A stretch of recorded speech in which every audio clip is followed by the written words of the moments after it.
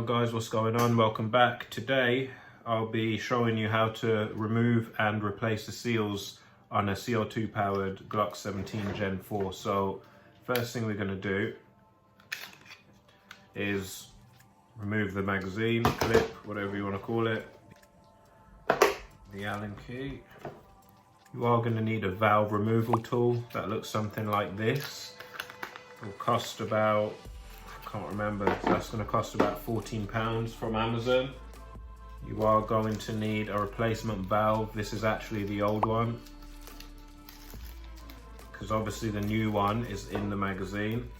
I use this, but if you can get a 15mm screwdriver, it'll work just fine. 15mm is a perfect width, so any tool that can be used as a screwdriver that's 15mm, you're going to need one of those. Right guys, so the first thing you want to do is obviously get that out, get this out, and that there, see that in there, is what you're trying to remove. I'm not actually going to do it because that's the brand new one. I've already replaced that. This is the old one. You can see it's all scratched up. It was a nightmare, and I'm going to save you a lot of time and effort. This is going to sound absolutely ridiculous, but it took me 2 days, because I'll explain to you in a minute. So it's actually really simple and easy to do. Order your replacement part from Bagnall & Kirkwood. I'll put the link on the video now. Order your replacement part. That's all you need. I'll put what it's called in the link. And go buy yourself a 15mm screwdriver, or this is a chisel. It'll work just fine.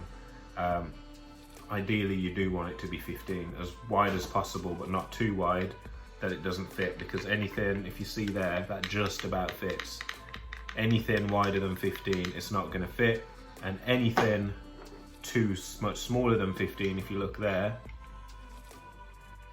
it's not going to be wide enough. So 15mm is the important value there. So all you do, obviously, you get this, you put it down in there, you line it up like that. All you want to do is actually turn it right to loosen it. It'll come straight out. See, I've just saved you so much time. Turn it right, it comes out, you get the new one, you pop it in. It tends to flip as you're putting it in, so it might take a couple of goes. You pop it in, again, put it in, line it up. Be very careful, because you don't want to miss and scratch that there, the CO2 puncturing thing there, this there. So just be careful that you line it up, and don't damage that, and turn it left to tighten.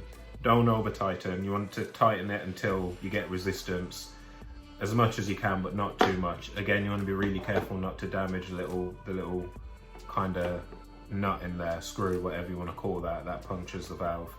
And that's pretty much it. Now, the reason I said you need one of these, you don't. Actually, the only thing you need is the replacement unit and a screwdriver or a chisel. That's all you need. However, if you've got an issue with this, which I must say, don't press it. It says in the manual that if you press that, it releases unused CO2. Don't bother. Just fire until you CO2, because that's what damaged my seals. It lasted 3 weeks. It was a brand new gun. 3rd week, seals completely damaged, just hissing.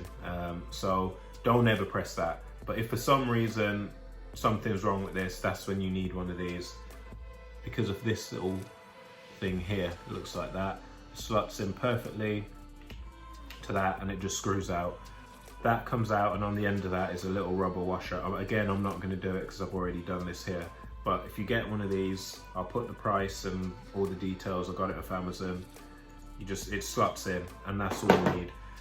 If you want to, I took this whole thing apart as much as it can, because I was trying to figure out how to get that out.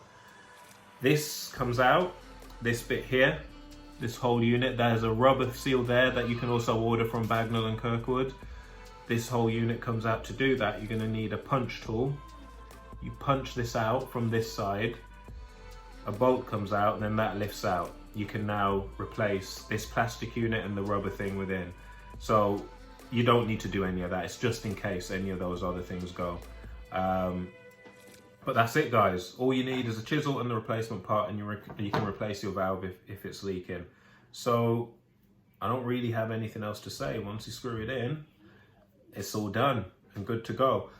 I did remove that before I unscrewed that. I don't know if you have to. I think that does just come out without that being removed, but if it doesn't, just order yourself one of these and remove that first. And that's how you replace a damaged seal. It will cost you less than £30, whereas a replacement mag is going to cost you, depending on where you get it from, £70 or £80 plus postage. So hope you found this informative. Hope it saves you a lot of time. And if you did, please like, subscribe. See you next time. Bye.